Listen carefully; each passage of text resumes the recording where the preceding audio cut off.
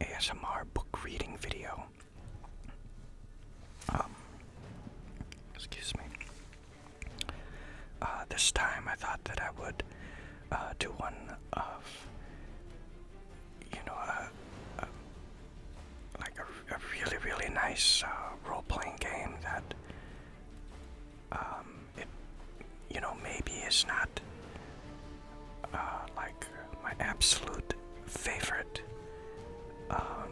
role-playing game, but it might maybe make like my top 10. Okay, let me just go into the game first.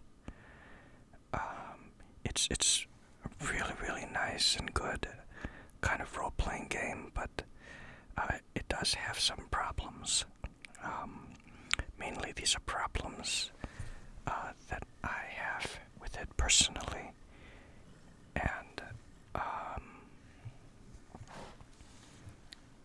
okay, let's get a shot here of the stars, and I hope the volume of the game is okay, and I hope I don't just get attacked, and I think maybe I want to go someplace that's kind of good for book reading, like maybe in front of a fireplace or something, or if I go to a tavern, I think it's going to be too loud.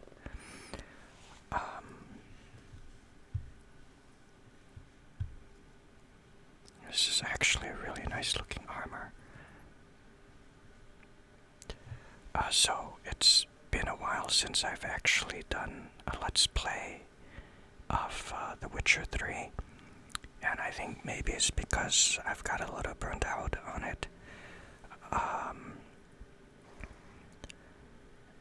I've already beaten the game, the core game, the main story of the game, and then I beat the Hearts of Stone expansion for it, and I took like a little bit of break, but I don't think too long, and then I went, I think almost immediately into this one that I'm on right now, which is Blood and Wine, and I'm really, really enjoying it so far, and I really like the game, but like I said, some of the problems that I have with it is that it's kind of limited in the things you can do. I'm unable to role play in this game the way I would like to. For one, I have no choice but to play as this guy Geralt. There's no real character creation at all. I cannot choose to make this character male or female. I can't name the character, and I can't pick a class or a race or even just create a class along the way. I just have to play as the Witcher.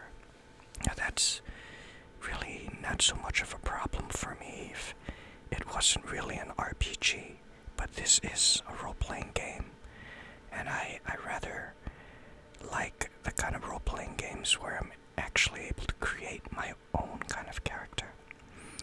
That might be like a minor little thing though for most folks, but for me it's really part of the whole experience of a role-playing game. The combat seems to be just very simplistic, just really doing like a few numbers of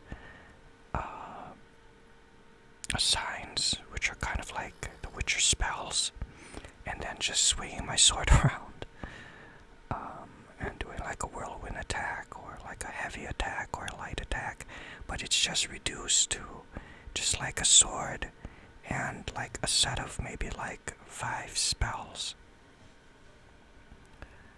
The graphics are quite nice though, and I like the artistic design that the game went with it. And the women, of course, are absolutely beautiful. But anyways, enough of that.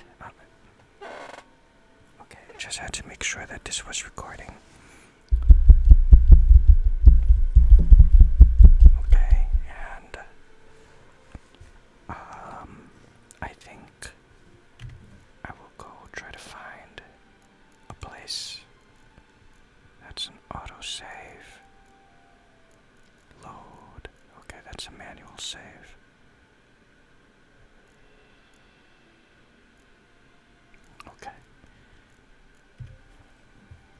me see where I can go.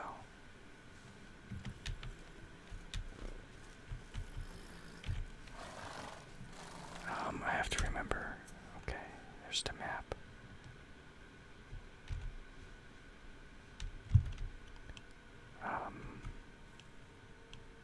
Where's this? Okay. Okay, so we're gonna go back. I think this is my place. The Bianco Vineyard. I think that games like this, though, like this and like Skyrim and maybe some of the others out there that are like similar, games that have like a heavy lore and have codexes to read or books or manuscripts or something to read, I think make some of the best kind of ASMR videos. Mainly too because I don't have to just try to ad-lib or think of things to say to fill in. What I'm going to say is already there. It's already written, so I like that. So a little bit about this place, this Bianco Vineyard. It's constructed on elven ruins, Bianco, known as Gwen Serbin in the Elder Speech, is one of the oldest vineyards in the duchy and producer of a startlingly unique wine, Supramento. Sadly, the rakish lifestyle of one of its owners, the last member of the Borleus line, drove the possession into ruin. The next owner, Baron Russell, tried to return the vineyard to its former glory, but to no avail. Bianco was then auctioned off and eventually passed under the control of the ducal treasury. So this is where I'm gonna go. How come I can't fast travel? This is a signpost. Oh, okay.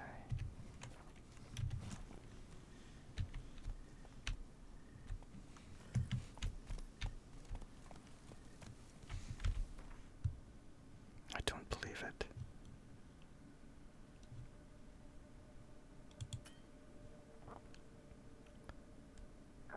Okay.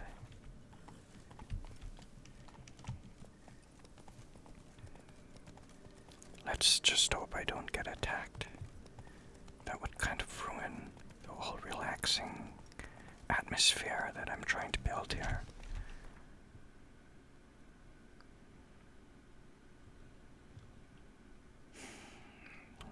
Hey there. Whoa.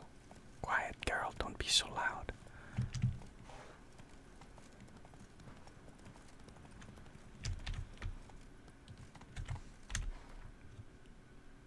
Can I leave like a quest marker?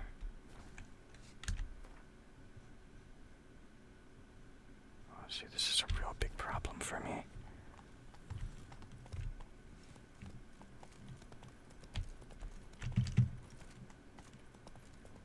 Why can I not do that? Patrolling on an empty stomach. Quiet, quiet. You guys are talking too loud. Okay. Hey, Shut up, Geralt.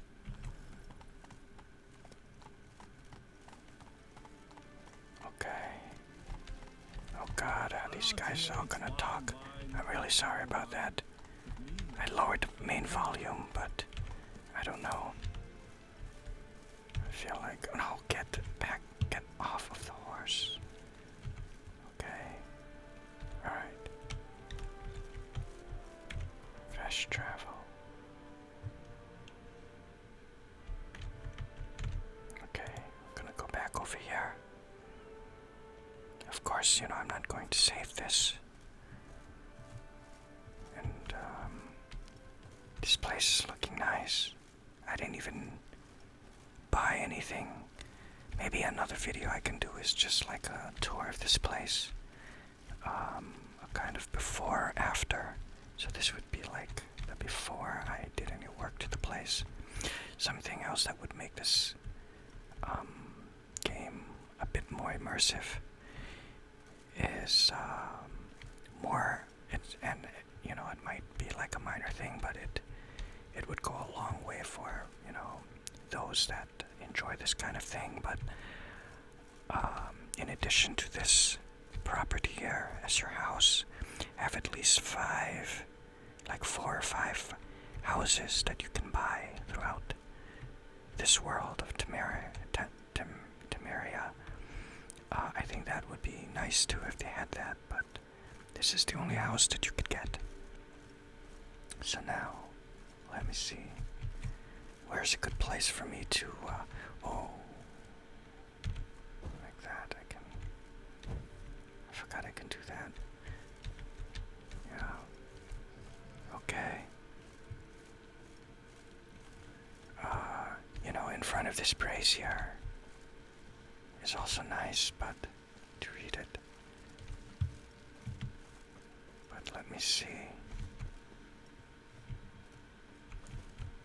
I thought I saw Roach. Okay, Roach is over there. Where's a good place? There's also a nice spot to read.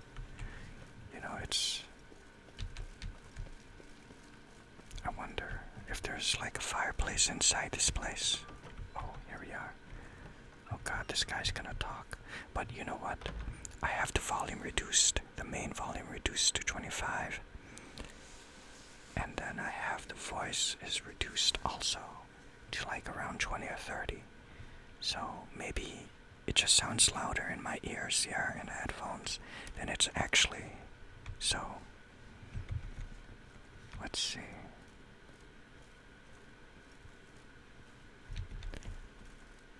Oh, wait, is that... Okay, I have my bed. My bedroom, I think, is in here. This is my bed. And I think that's my stash, but there really isn't a fireplace in here.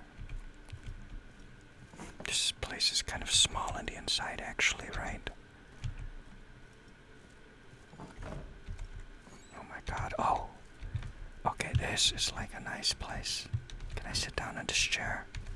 How do I sit on this chair? Okay.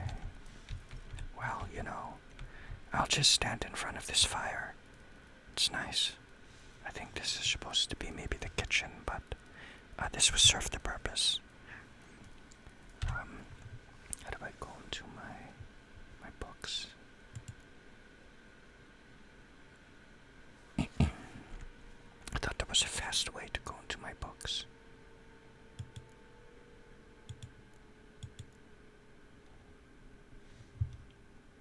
Oh my god. What is this? Oh, okay.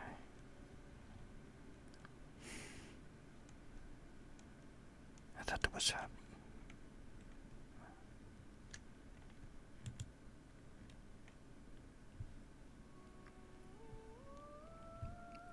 I guess it didn't matter where I stood in front of, because if it's just gonna read it from my inventory screen, then, I just want to look and see what's a nice book to read.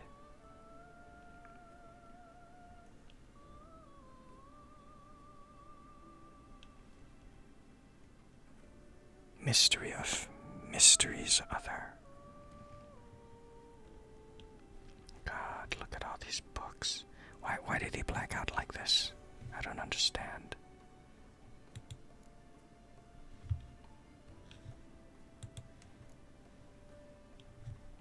Why this? What is going on? Why did the books black out like that? In Beast's clothing book. Monstrum, or Betrayal of Witchers, Volume 1. Okay, this, I've already read it, but who cares? I don't remember it, so...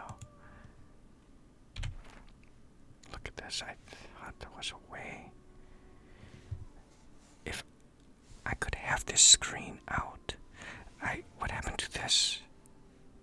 I don't know what you call this, but this kind of bar, and I could scroll through the things I could read. But to have the background be that of the fireplace and like around here, I think there's a way. Is it V?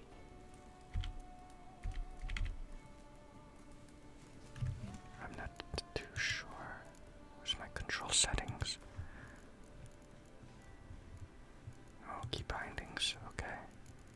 go. How do I just read this fucking book? Like outside of a inventory manual. Or inventory screen outside of it. I really don't think. Oh, quick access menu. Okay, maybe that's the one. Okay, hold on. No, not that. Stupid. This. Okay. Okay, so I'm going to have to do this. Just do it like this, I guess. I guess it only does that when I first find a book. Too bad I can't drop the book and then pick it up again. Okay, let's go ahead and read this. Monstrum, or Betrayal of Witchers, Volume 1. In truth, there is not more repulsive than these monsters that defy nature and are known by the name of Witcher. They are the offspring of foul sorcery and witchcraft. They are veritable scoundrels without conscience and virtue, unscrupulous creatures of hell, able only to take lives.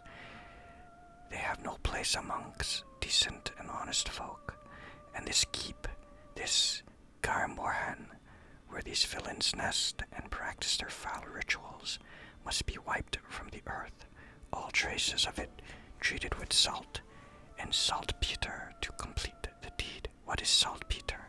Give me 1 second, guys. Okay, I'm back.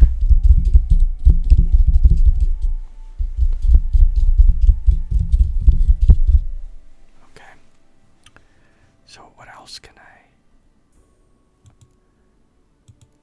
okay, let's see, I'll just find another book. Diary of a Fire Swallower book. These books seem like they're kind of short, but what's up with that? Polymorphy book. This might be about, like, shape-shifting. Oh, here we go. To change form. To change form. To change one's... Wait. To change form. To shape one's matter as clay.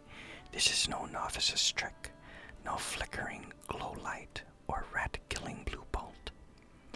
Only those with bowels soaked in oceans of magic arcana, and few are born with bowels so absorbent, can hope to master it.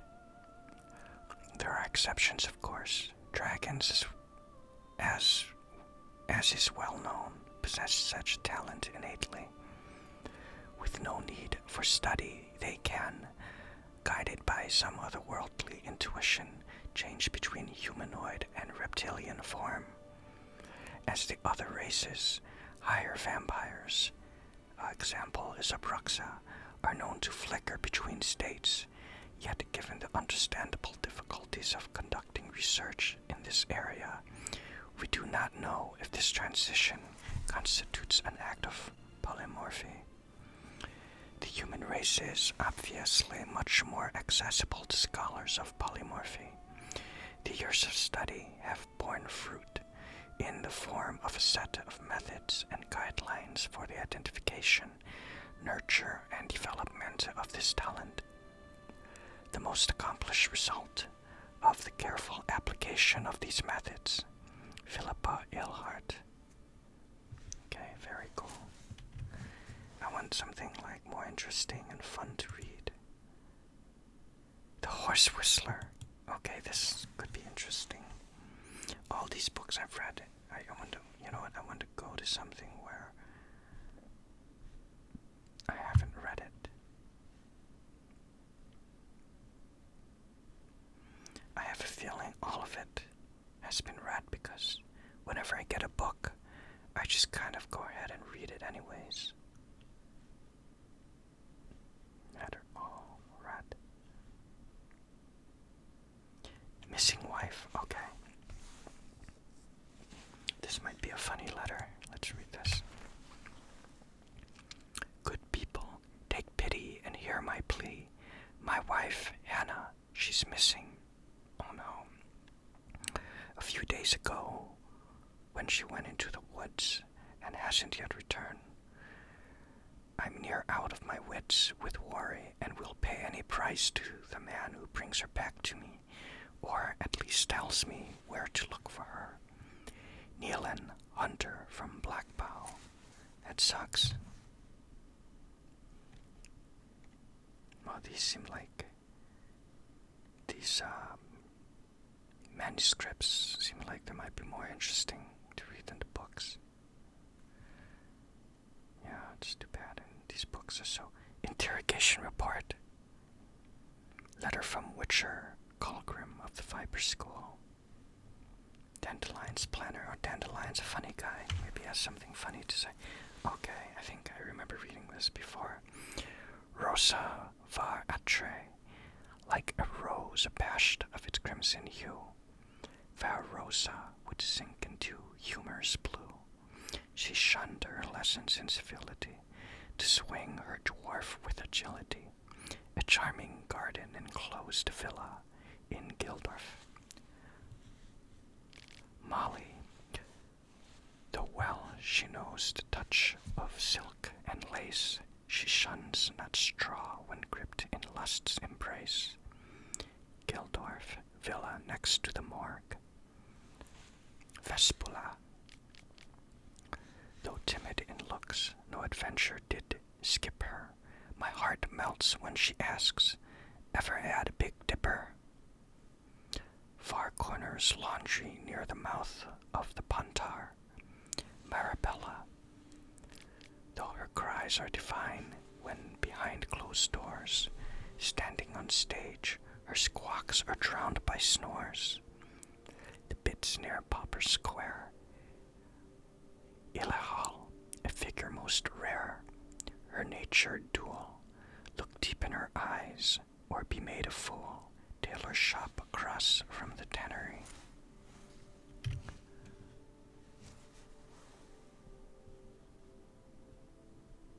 Drawing of a crib. Let's look at that. Oh, look at that. Paper on which a crib has been hastily drawn by a child, it seems. Huh. What else have we?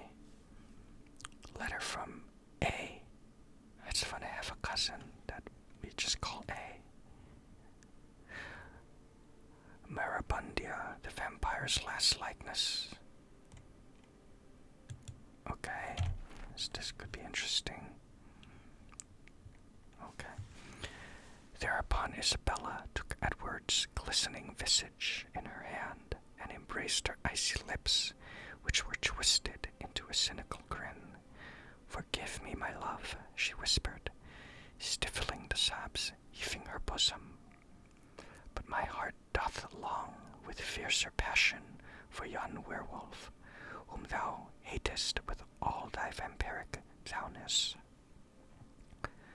'Tis for the best, spoke Edward, shifting his pale face towards the equally pale moon. With me thy life was ever endangered. With yon werewolf thou shalt know peace and happiness. Edward turned around and took a step towards the exit, but Isabella grabbed his wrist and bade he stop. The touch of her hand was so tender, his heart newly began to beat anew after centuries of deathly stillness. This is more, there is more, she spoke, averting her penetrating gaze. I am with a child. Oh my God. Okay. What else? Tales of the Wild Hunt, unfinished book. What is an unfinished book? Okay. It is widely known that Historia Magistra Vitae est, or in the common tongue, history is life's teacher. Her students, however, have heretofore preferred to partake of her lectures from afar, namely amidst the quiet stacks of university libraries. They knew her teaching solely from the accounts of third parties, accounts inevitably colored practices or imperfect memories. I, by contrast, have decided the time has come to break with this convenient yet harmful practice, and begun to draw knowledge from the source, writing history where it is made, on the front lines of conflict. Many will say this way madness lies, and that my venture will indubitably end in my untimely death, to whom I say with pride, Audentis fortuna iavat, or in the Como, I think, or in the common tongue. So this is an unfinished book, so that's why it just ends. The writing ends abruptly. That could be like fortuna. That could be like Italian, maybe. I'm not too sure.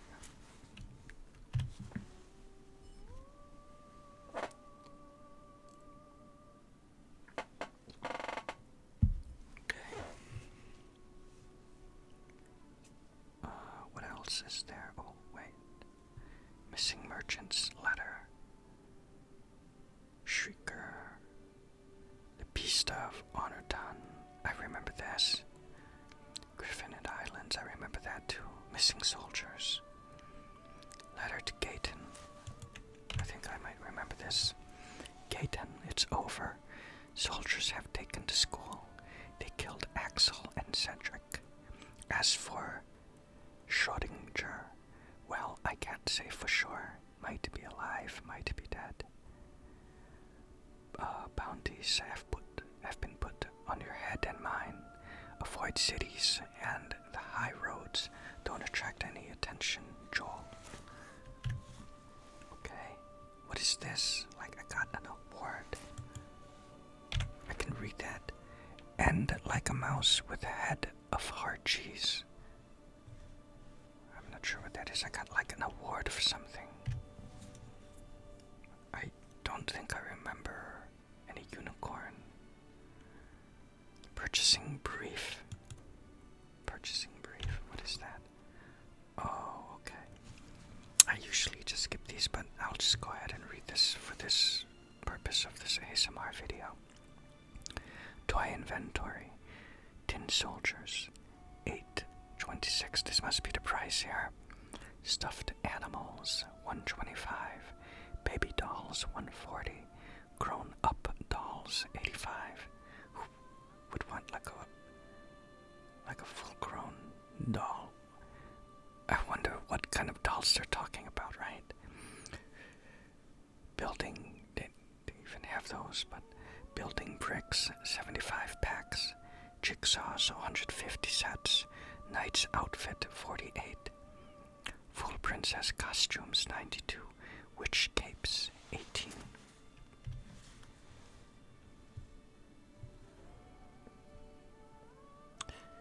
She who knows.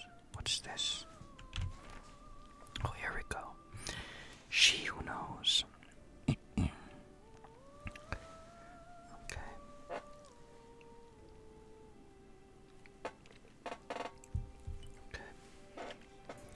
Folk say there were 4 at first. The mother, she who knows, the lady of the wood, came here from a faraway land, and since she suffered terribly from loneliness, she made 3 daughters out of dirt and water. A long, long time ago, the mother was sole ruler of all of Velen. Her daughters brought her the people's requests and served as her voice. Each spring, sacrifices of grain, animals, and men were made to the Lady of the Wood on her special night. Yet as the years passed, the Lady of the Wood slipped deeper and deeper into madness. Her madness eventually spread over the land. Men took to abandoning their homes and setting out into the bog, where they became food for beasts. Before long, Velen was drowning in blood. The daughter, these are very short, you know. The daughters saw their land nearing destruction and took it upon themselves to save it. When spring came once more and with it, the night of sacrifices, they killed their mother and buried her in the bog. Her blood watered the oak atop Ard Serben, and from then on the tree grew wholesome and arty fruit for the people. As for the lady's immortal soul, it refused to leave its beloved land, and so the sisters imprisoned it. To this day, it lies trapped beneath the whispering hillock, where it thrashes about in powerless rage. You know what also make good reading is, let me see, okay, is reading the bestiary. Is that in the glossary? Yeah. We could read some of these creatures, like just some of the ones that look kind of interesting to read. The Beast of Beauclair. Oh, okay, it's on this side. Can I scroll down? Okay. Eyewitnesses to gruesome monster attacks always have a hard time describing the creature in question. The beasts move quickly and often attack at night, while the witnesses are terrified and primarily concerned with fleeing for their lives. As a result, witchers quite often have no inkling what creature they face until they find tracks or otherwise establish something for themselves. Such was the case with the beast tormenting Beauclair. Geralt knew it was deadly, elusive, and fiendishly clever. Everything else he heard was clearly the product of imaginations fed by fear of a dangerous predator. When Geralt identified the beast, he discovered it was a higher vampire, meaning one of the most difficult foes a witcher can come to face. You know, it's like more harder for me to read on this side, but it's okay. Oh, look at that thing. Higher vampires are superhumanly strong and fast. They can turn completely invisible, and each comes with its own personalized set of talents and abilities perfected through centuries of existence. When Geralt realized he was dealing with such a creature, he swore foully and realized rumors about the beasts had not been exaggerated in the slightest. That's it. I remember the Toad Prince right there.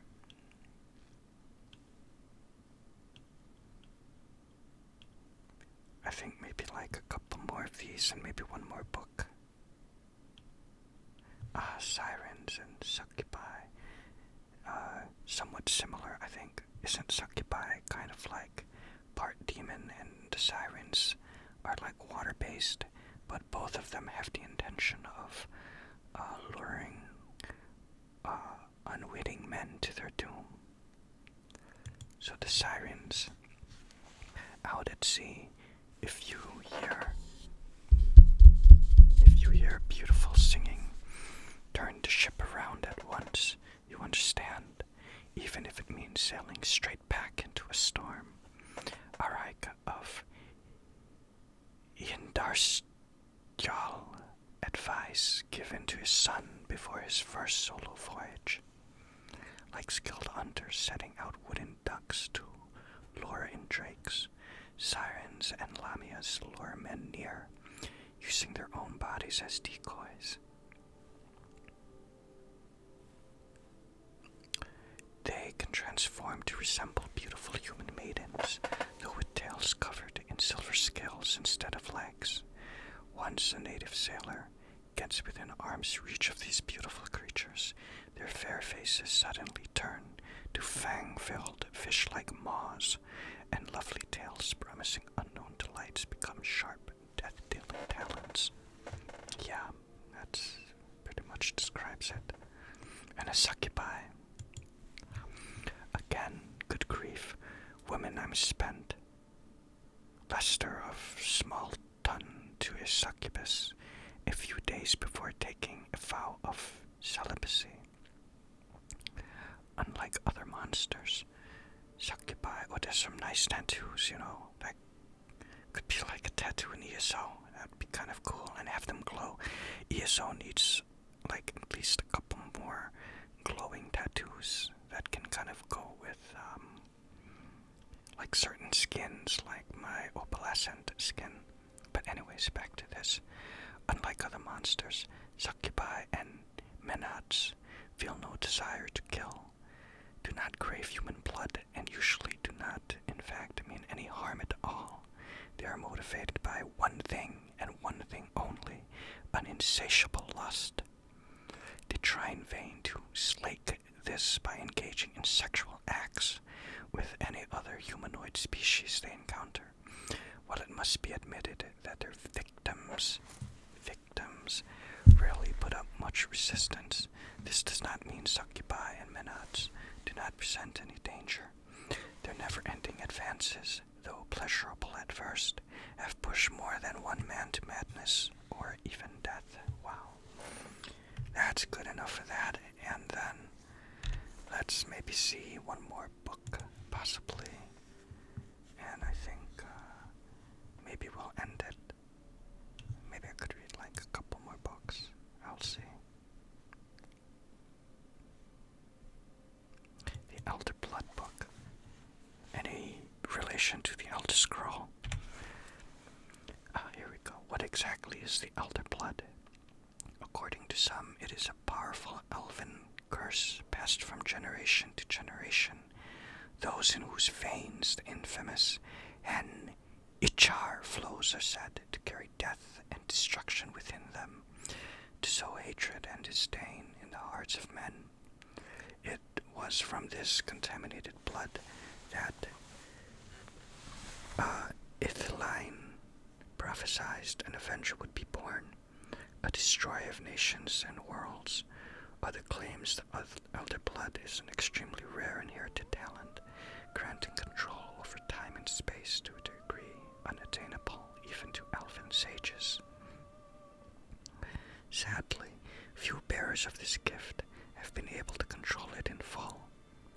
This merely partial mastery inevitably leads to sudden outbursts of the power that take the form of unpredictable, uncontrollable, and thus extremely dangerous explosions. Behind the dark legends about the curse of the Elder Blood lies the truth of these tragic cases. For obvious reason, the bearers of the Elder Blood were always subjects of great interest to the world's mighty and to the mages alike. The former counted on the truth of Itheline's prophecy, on an avenger being born whose could destroy worlds, and who they could thus use for their purposes. As for the latter, they hoped to harness the magic of an Ichar to broaden their own knowledge and powers. Ultimately, however, all these plans were for naught. The Elder Blood line broke off with the disappearance of the heiress to the Nilfgaardian crown, Zarrella, Fiona, Ellen, Rhiannon. I believe that's Siri. Maybe. I think we'll end this reading series profile. What do you think? Where is it? It should be like Zarrella. Here we go. Here we are, yeah. Zarrella, Fiona, Ellen, Rhiannon. What can I possibly say about her? That we call her Ciri for short. That she was born in 1251. That she has ashen hair and a scar on her cheek. All true. And that's the Zarrella I know best. The one I first laid eyes upon those many years ago. And one who seemed thoroughly, well, not ordinary, but certainly not as extraordinary as she in fact is. For Zarrella is also a highly skilled witcher. So she is a witcher, okay? Heiress to several thrones, the last bearer of the Elder Blood, a powerful source endowed with exceptional magic talent, and the lady of time and space. Her hair color and incidental now, don't they? I could also tell you that she is Geralt's adopted daughter, so yeah, I kind of figured that, right? But that would be a gross simplification. Ciri is much more. She is his destiny, his unexpected child, someone bound to the Witcher by fate's most inextricably tangled fetters. Oh god, it's getting a little bit harder to read from down here, but following age-old Witcher tradition, Geralt took Ciri to Kaer Morhen, where she came into care. There, he and Vesemir taught her in the ways of the professional monster slayer. It was then that her magic talents were first revealed. Oh shit. Fuck. God. Do that. Okay, I'll bring it further. Okay, there we are. Geralt took Ciri to Kaer Morhen. When she first came into his care, there he and Vesemir taught her in the ways of the professional monster slayer. It was then that her magic talents were first revealed, and they discovered she was a source. Ciri's gift proved a curse as well. Because of it, she would one day have to hide from the entire world, even Geralt. Ciri's Ciri's biography contained one more great secret. Her natural father was none other than the Emperor of Nilfgaard, Emir var Emrys. Wow. His words confirmed the fear swirling in Geralt's mind. Ciri had returned and was in mortal danger, for the unrelenting Wild Hunt was on her trail. Yennefer made it clear why the Wild Hunt wanted Ciri. Iriden wanted the power latent in her elder blood. She also let Geralt know that Ciri had been seen in war-ravaged Velen, as well as in Novigrad, the largest city in the world. Reports that Ciri had spent time at Crow's Perch proved true. She was there as the guest of the local warlord, Philip Strenger, also known as the Bloody Baron. Despite his violent moniker, this man treated Ciri with kindness and respect. It seems that during Ciri's time in Velen, she got into a quarrel with some sort of witch or witches in the swamps. I remember those. Geralt learned the truth of Ciri's time in the swamps from the mouths of the hideous crones themselves. Even Ciri, better able to hold her own than most anyone in existence, was lucky to escape from these powerful beings, alive and intact. The visions revealed by the mask of Ouroboros made it clear, beyond all doubt, Ciri had played a role in the magic catastrophe on Ard Skellig. More importantly, they confirmed she had been in Skellige, and then fled in the face of grave danger.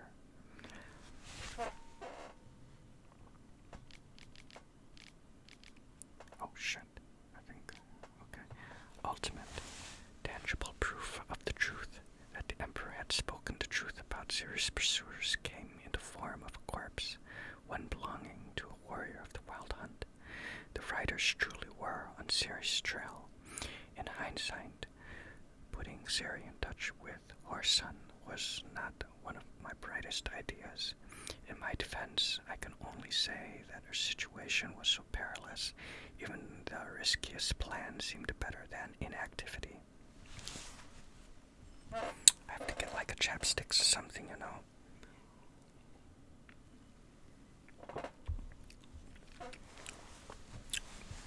After many adventures and mishaps, Geralt finally found Ciri on the Isle of Mists.